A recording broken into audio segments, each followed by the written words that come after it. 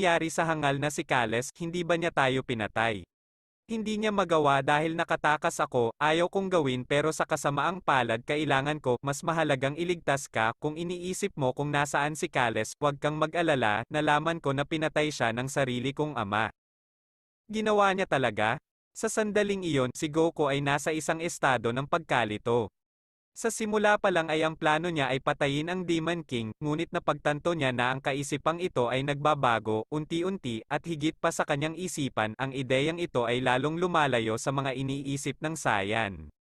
Lumipas ang ilang oras at sasabihin ni Nin kay Goku na ang kanyang ama ay nagpaplano ng isang unyon sa pagitan nila, isang uri ng kasal, ngunit sa paraan na ginagawa ito ng mga demonyo.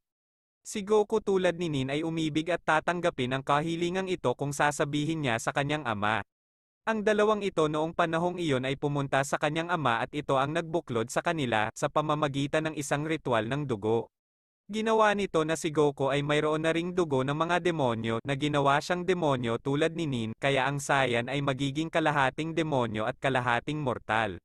Makakakuha ng bagong kapangyarihan si Goku sa pamamagitan ng pagiging isang demonyo.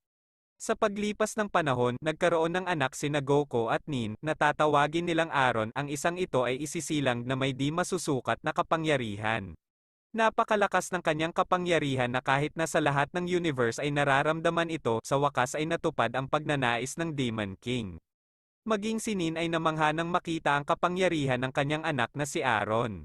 Ang isang ito ay binibilang sa isang puwersa lamang kumpara sa kanyang ama. Sasabihin ng Demon King, ito ay perpekto, siya ang magiging kapalit ko, hindi ko inaasahan na ipinanganak siyang taglay ang lahat ng kapangyarihang iyon, walang demonyong ipinanganak na may ganoong kapangyarihan noon pa man.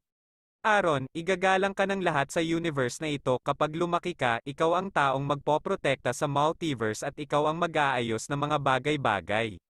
Ang anak ni Goku at Nin ay ipinanganak na may napakahusay na katalinuhan, kahit na siya ay isang sanggol pa lamang.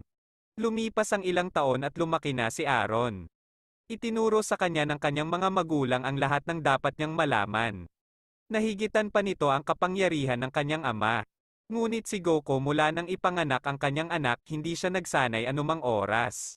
Dahil abala sa pagpapalaki sa kanyang anak, kilala na ng lahat sa multiverse ang batang si Aaron, at iginagalang siya ng lahat, nagalit ang Supreme Demon sa Demon King kung paano niya tratuhin ang bata ng mas mahusay kaysa sa kanila. Nainggit ang mga demonyong ito sa bata, may balak silang gawin na masama sa batang si Aaron. Samantala, nadama ni Goku na ang kanyang anak ay inalagaan sa kinakailangang oras at oras na para ipagpatuloy niya ang kanyang pagsasanay.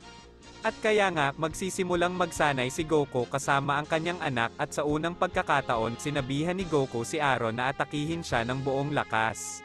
Kaya gagawin ito ni Aaron ng walang problema, ang batang ito na may isang suntok ay pinatalsik ang kanyang ama, dahilan upang siya ay bumagsak sa ilang mga bato. Ang katotohanan ito ay nagpaunawa kay Goku na ang kanyang anak ay dinaig siya at iyon ay dahil hindi siya nagsasanay. Patawad anak, pero hindi ako papayag na maging mas malakas ka sa akin, magsasanay ako at malalampasan kita ulit. Makikita natin ang tungkol dyan ama. Sina Goku at ang kanyang anak ay nagsasanay, ngunit hindi nila inaasahan kung ano ang malapit nang mangyari. Ang Supreme Demon.